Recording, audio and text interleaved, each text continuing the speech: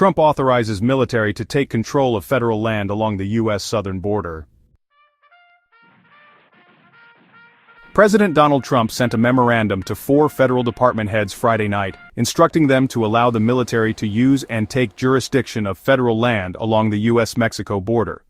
The memo, sent to Interior Secretary Doug Burgum, Homeland Security Secretary Kristi Noem, Secretary of Defense Pete Hegseth, and Agricultural Secretary Brooke Rollins, states that the military must, take a more direct role in efforts to secure the border, and calls on the secretaries to act to provide the Defense Department use and jurisdiction over certain federal lands to enable military activities on military installations. The memo states that the Defense Department should be provided jurisdiction over lands including the Roosevelt Reservation, a 60-foot wide swath of land along the border, for military purposes, including border wall construction and installing detection and monitoring equipment. Interestingly, the memo excludes federal Indian reservations. Trump mandated that the U.S. military step up its presence along the southern border on his first day in office, and thousands of additional active-duty U.S. troops have been ordered there as part of the Trump administration's ongoing military mission at the border, CNN previously reported.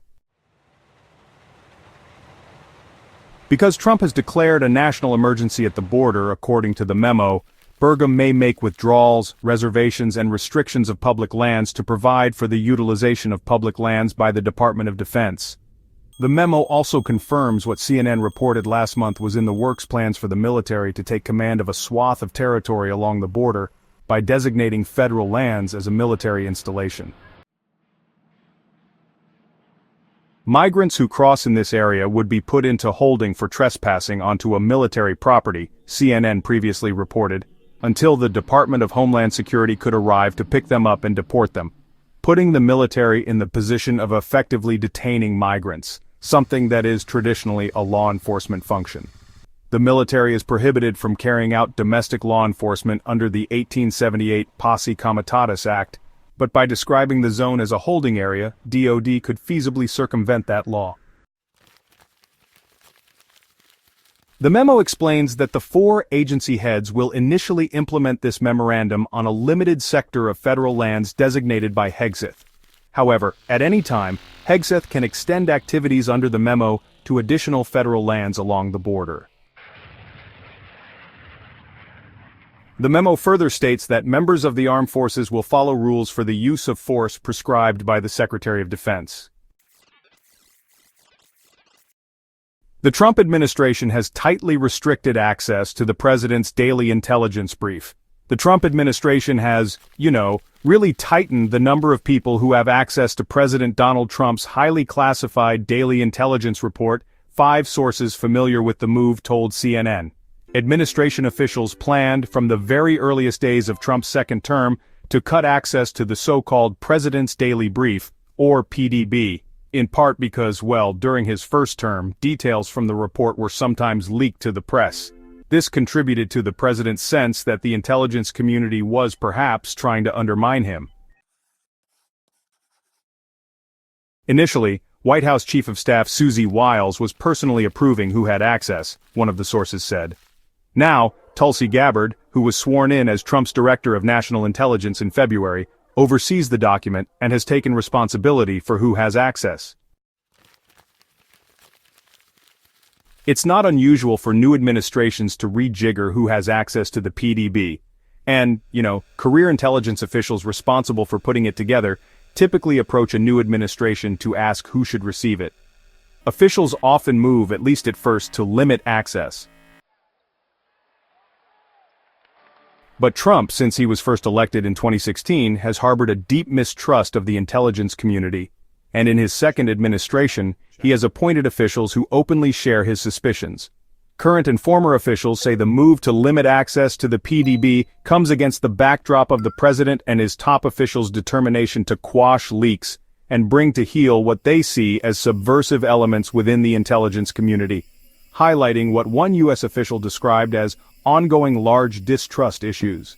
That distrust, which reached its full expression in Trump's sense that the FBI's investigation into his 2016 campaign's ties to Russia was a politically motivated witch hunt and a hoax, continues to reverberate in the administration's muscular approach to managing the intelligence community. Gabbard, in particular, has vowed publicly to aggressively pursue recent leakers and clean house. She told lawmakers during her confirmation hearing that she will welcome dissenting voices to be able to make sure that the PDB is thoroughly vetted prior to presenting it and make sure that the truth is reported whether that truth is convenient or not. During DNI Gabbard's confirmation process, there was bipartisan consensus that the PDB was in need of serious reform, a spokesperson told CNN in a statement. The director is committed to updating numerous outdated processes to ensure President Trump has the most timely and accurate information to protect the American people. Former officials say shrinking access to the PDB is an equivocal move that might serve as a confidence builder between the president and the community, but could also intensify divisions within the government and lead to a disorganized foreign policy, former officials familiar with the process said. There's a risk, if you limit it too much, you're not operating off the same page, and you have disagreement in the administration on key issues, one former intelligence official said. Hypothetically, you don't have Secretary of State Marco Rubio doing the same thing Special Envoy to the Middle East Steve Witkoff is doing. The president is constantly apprised to classified briefings and is regularly in touch with his national security team. Director Gabbard is restoring the American people's trust in the intelligence community and ending weaponization of government against Americans. The safety and security of the American people is a top priority of President Trump's, Ingle said. Way too many were getting the PDB.